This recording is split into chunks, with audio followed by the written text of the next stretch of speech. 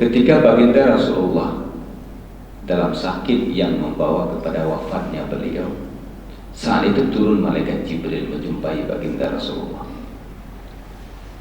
Nah, ketika bertemu, pertama yang ditanya oleh malaikat Jibril kepada baginda Rasulullah, wahai Muhammad, apakah kamu sudah siap menghadap Allah atau masih mau tetap bertahan di dunia?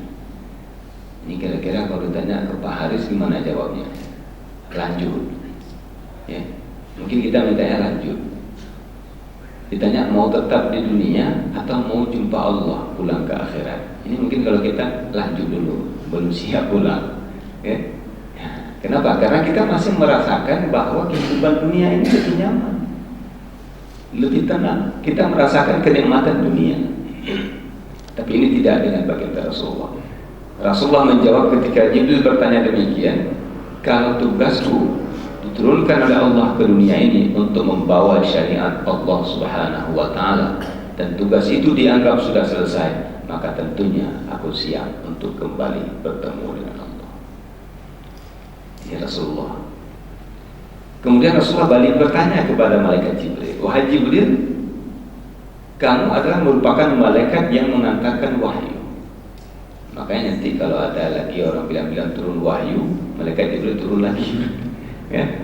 Nah, ini berarti jelas sesat, menyesatkan. Ya? Kamu malaikat yang tugasnya mengantarkan wahyu. Pertanyaan Rasulullah, hal tanzilu min ba'di, apakah kamu akan turun lagi wahai Jibril setelah aku wafat nanti? Ya, Jibril menjawab, na'am ya Rasulullah, iya aku akan turun.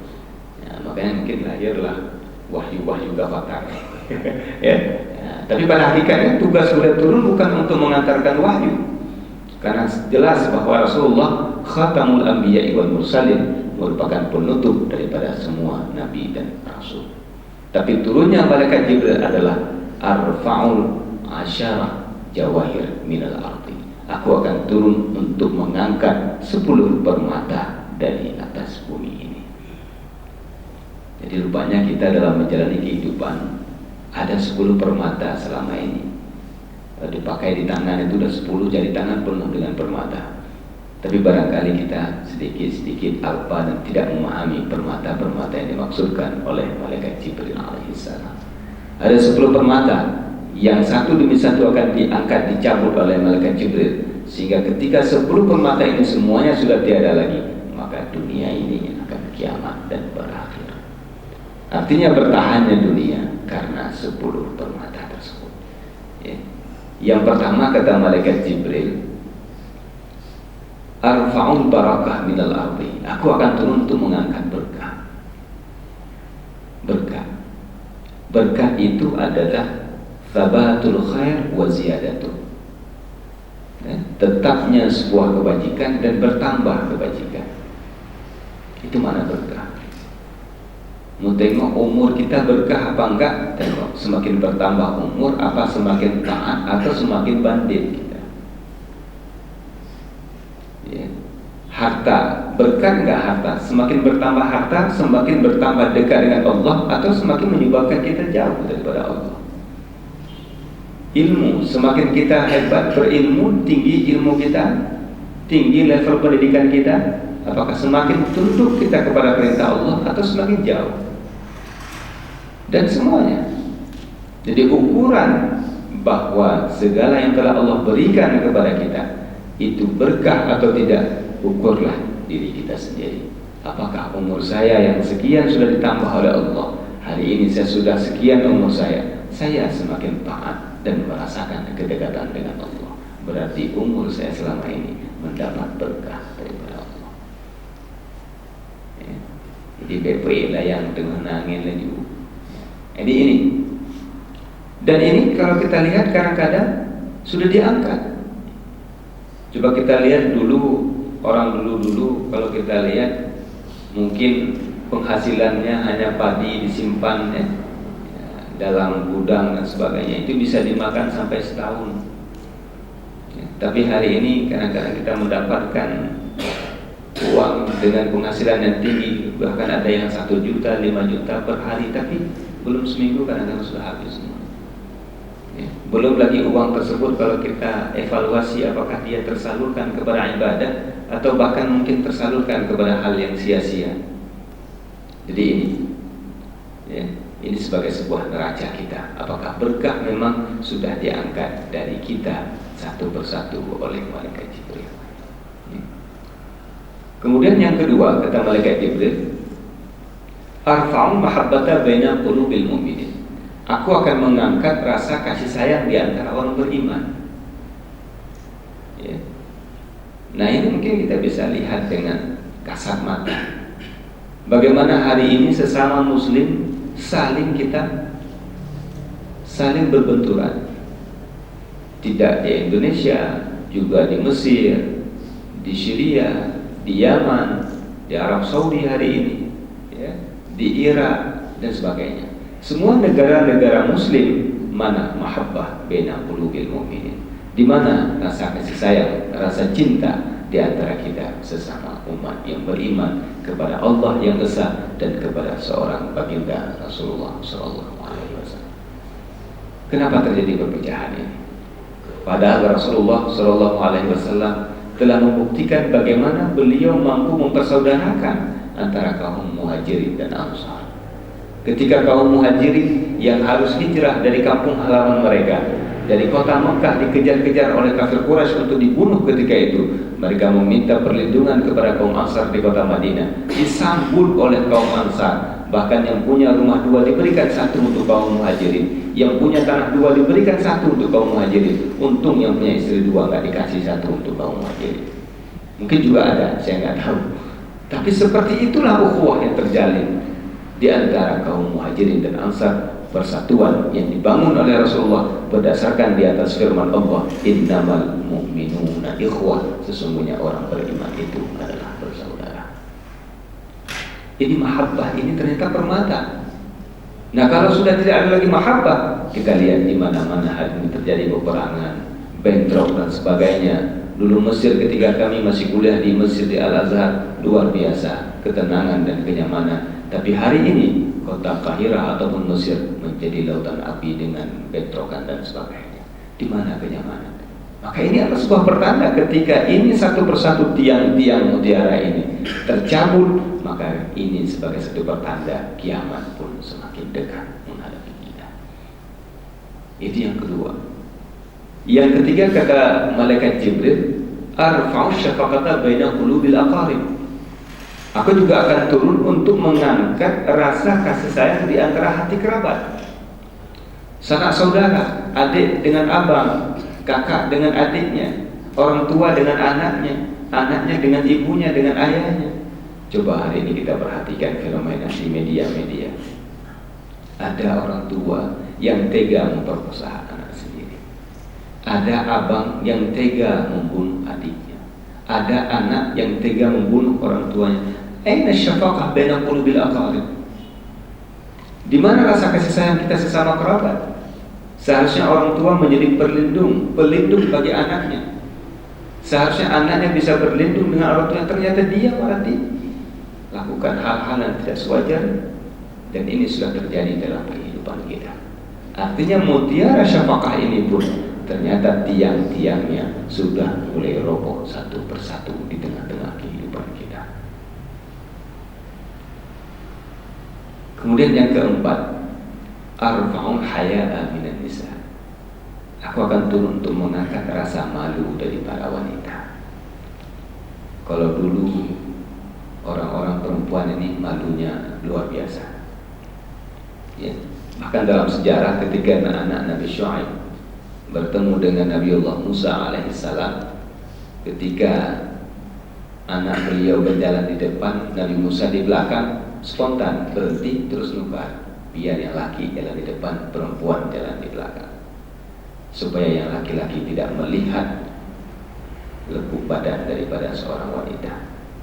Tapi hari ini kadang-kadang kita tidak menghargai itu saja, ya. Kadang-kadang kita tidak melihat pembatasan-pembatasan antara laki-laki dan wanita. Terjadi pergaulan yang tidak sewajarnya menurut pandangan daripada syariat. Di mana rasa malu yang seharusnya menjadi sebuah nilai keimanan? Al-haya'u minal iman, kata Rasulullah. rasa malu itu adalah sebagai sebuah simbol daripada nilai keimanan yang terdapat dalam diri kita. Ketika rasa malu ini semakin tidak ada pada pribadi kita, maka ini sebagai bukti al-iman yang ada dalam diri kita pun ternyata semakin hari semakin berkurang. Ini perasaan malu. Juga mutiara rupanya. Mutiara. Ya. Sehingga Rasulullah juga menyatakan dalam hadis yang lain bahwa wanita yang salihah itu adalah imadul bilad. Wanita-wanita yang salihah ini menjadi tiang negara. Artinya baik dan tidaknya sebuah negara lihat kepada wanita-wanitanya. Ya, kayak wanita-wanita di MPU ya, salihah, amin ya Rabb. Ya, insyaallah. Ya. Wanita-wanita yang salihah menjadi imadul bilad, tiang negara. Ya, sementara di luar sana kita lihat bahkan remaja-remaja kita dengan berbagai pakaian dan fenomena mereka tidak menghargai bahwa mereka ternyata adalah hamba-hamba pilihan Allah Subhanahu wa taala. Dan kemudian yang kelima yang menjadi mutiara yang juga akan diangkat, arfa'ul adla minal umara. Aku akan mengangkat keadilan dari para pemimpin. Coba kita perhatikan hari ini bagaimana pemimpin-pemimpin kita, apakah sudah berlaku adil kepada rakyatnya. Ketika pemimpin adalah merupakan orang yang dipilih oleh rakyat, seharusnya mereka setiap melakukan sebuah kebijakan harus melihat kepada kemaslahatan rakyatnya. Sehingga disampaikan oleh para hukama dalam kaidahnya, tasarruful imam ala ra'iyah manutun bil maslahah. Kebijakan seorang pemimpin kepada rakyatnya harus senantiasa memperhatikan kemaslahatan bagi rakyatnya. Bukan kemaslahatan kelompok, bukan kemaslahatan pribadi, tapi kemaslahatan rakyat dan masyarakatnya. Ini bentuk keadilan. Dan kemudian juga permata yang lain yang diangkat, arfa'u zuhda minal ulama. Aku akan mengangkat sifat zuhud dari para ulama. Ulama juga ada masalahnya di akhir zaman. Kalau ulama-ulama terdahulu betul-betul memperhatikan halal, haram, syubhat, ini betul-betul diperhatikan.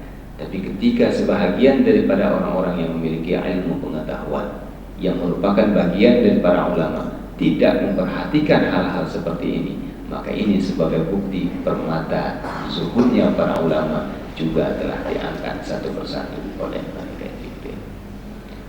Bapak Ibu sekalian yang saya muliakan, dan selanjutnya yang juga akan diangkat adalah termasuk mutiara, arfa'us sabra minal fuqara wa arfa'us sakha'a minal aghniya.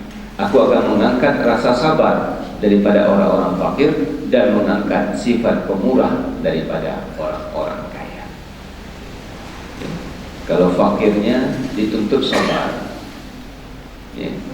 Ingat saya satu kisah. Ketika 10 hari pertama bulan Ramadan, Rasulullah kedatangan tamu. Ya. Diketuk-ketuk pintunya tanpa memberi salam.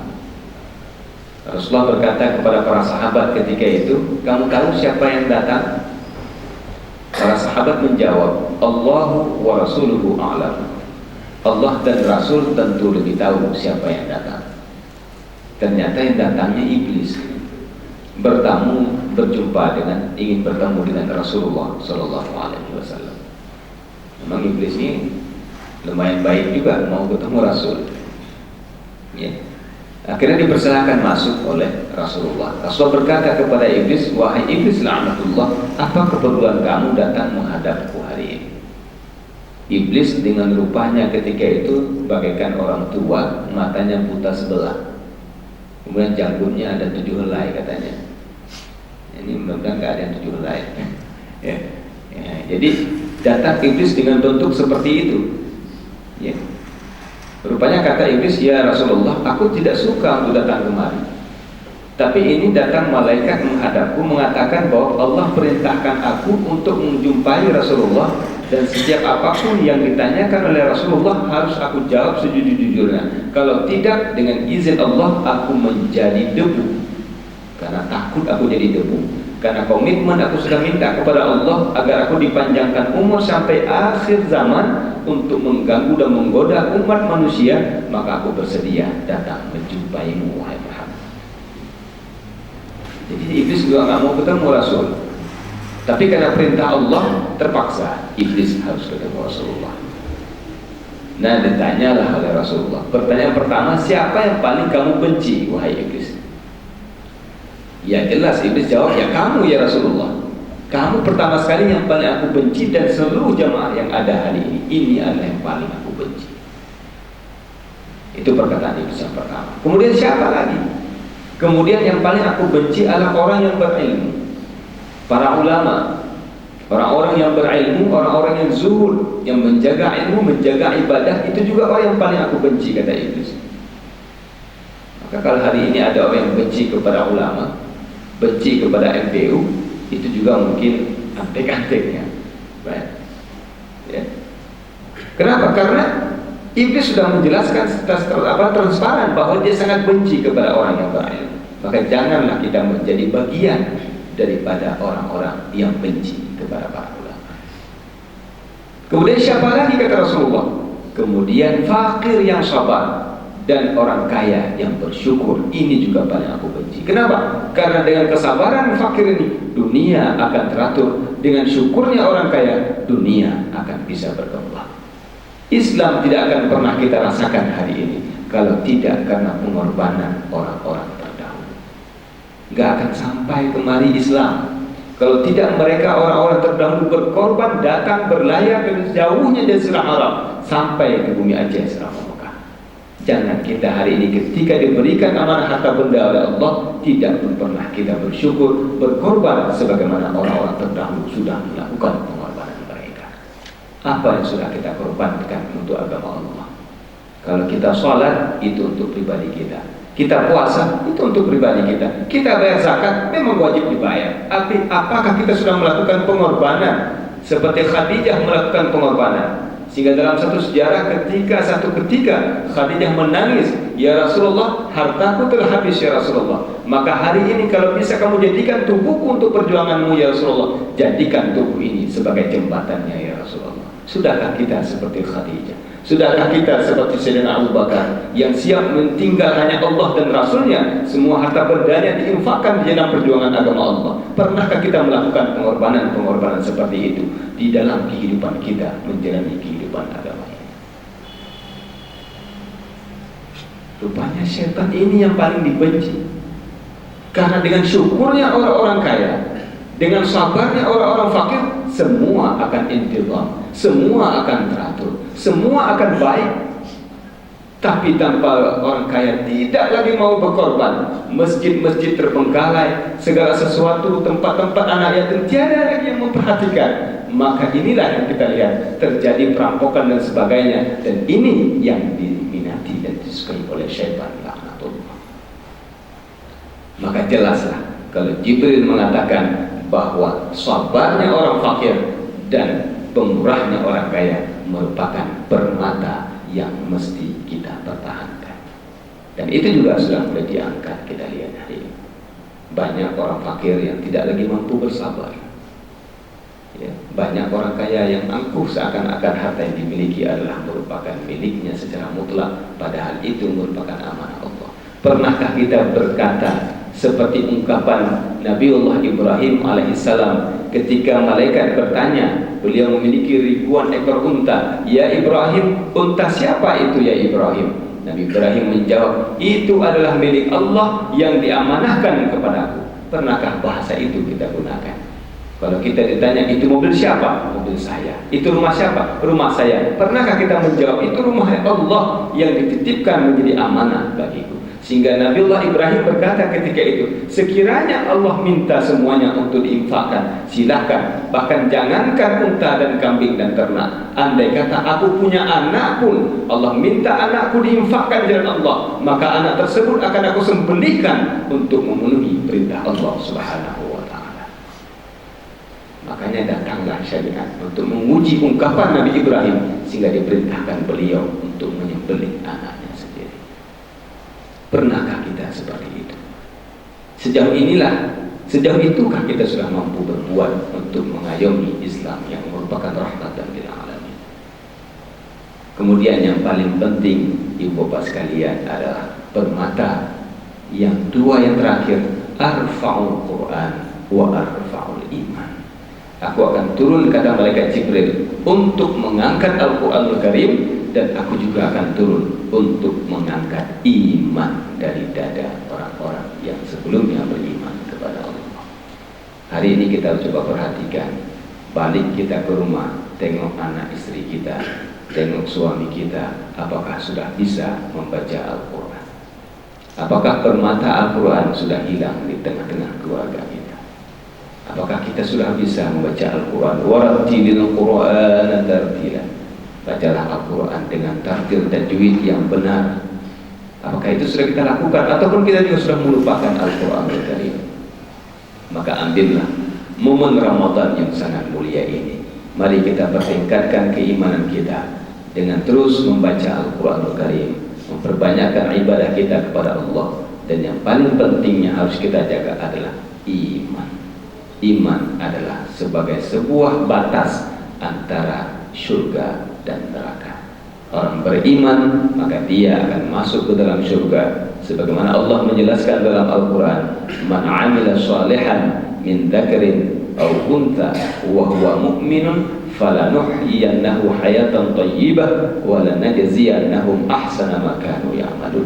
Orang yang beriman, baik laki-laki maupun yang perempuan, dan dia melakukan amal saleh, maka Allah menjamin kehidupannya akan tenang di dunia, dan bahkan Allah akan memberikan pembalasan yang jauh lebih baik daripada apa yang telah dilakukan ketika hari akhirat. Yakinkah kita dengan ayat Allah? Mudah-mudahan kita bisa mempertahankan keimanan ini, karena apa yang kita perhatikan akhir-akhir ini, bahwa di tengah-tengah kehidupan masyarakat kita, dulu orang Aceh boleh berbangga dengan 100% kita masyarakat Islam, tapi hari ini tidak sedikit daripada orang-orang Aceh, na'udzubillah, yang telah murtad, keluar daripada agama Allah, bahkan terjebak dengan aliran-aliran sesat yang menyesatkan, yang tanpa mereka sadari mereka telah pun keluar daripada Islam yang sebenarnya. Mudah-mudahan inilah yang dapat saya sampaikan. Lebih kurang sebenarnya saya akhiri. Allahumma muwaffiq ila aqwamit thariq. Assalamualaikum warahmatullahi wabarakatuh.